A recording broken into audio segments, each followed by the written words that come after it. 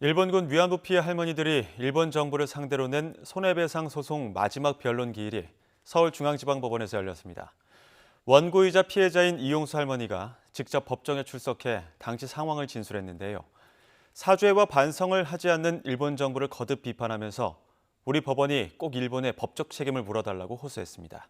임성호 기자가 보도합니다. 최후 변론에 나선 이용수 할머니는 터져나오는 울음을 꾹꾹 누르며 일본군 위안소 시절 참상을 증언했습니다. 일본군이 칼을 휘두르며 위협하던 일, 기적처럼 살아 돌아와서도 가족에게 귀신 취급을 받았던 아픔도 힘겹게 다시 끄집어냈습니다. 할머니는 피해자들이 살아있을 때 일본 정부가 사죄하고 배상하지 않으면 영원히 전범 국가로 남을 거라고 비판했습니다. 또 우리 정부도 문제 해결에 속도를 못 내고 있다며 법원이 나서서 일본의 법적 배상 책임을 분명히 해달라고 호소했습니다. 일본은 이걸 사죄 배상 안 하면 우리가 죽고 나면 누구한테 하겠습니까? 이제는 어디에도 믿을 데가 없어요. 오로지 우리 법밖에 없습니다. 위안부 피해 할머니들이 지난 2016년 12월 제기한 이번 소송은 일본 정부의 소장 송달 거부로 2년여 동안 공전했습니다.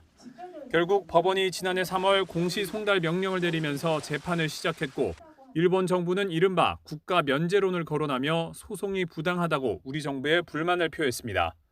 한 국가의 주권 행위는 다른 나라에서 재판받을 책임이 면제된다는 국제적 관습법에 따라서 자신들도 재판받을 이유가 없다는 주장입니다.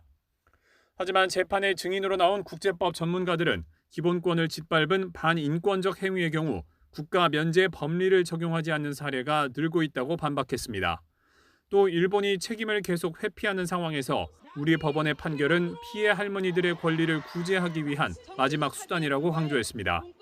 이분들이 마지막 두드리고 있는 이 법원의 재판문을 열어주십사라고 좀 부탁을 드렸습니다.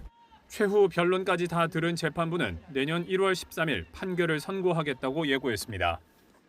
법원이 만일 배상 판결을 내린다면 재작년 대법원 강제징용 배상 판결에 이어 또 한 번 한일 관계가 얼어붙을 수 있습니다.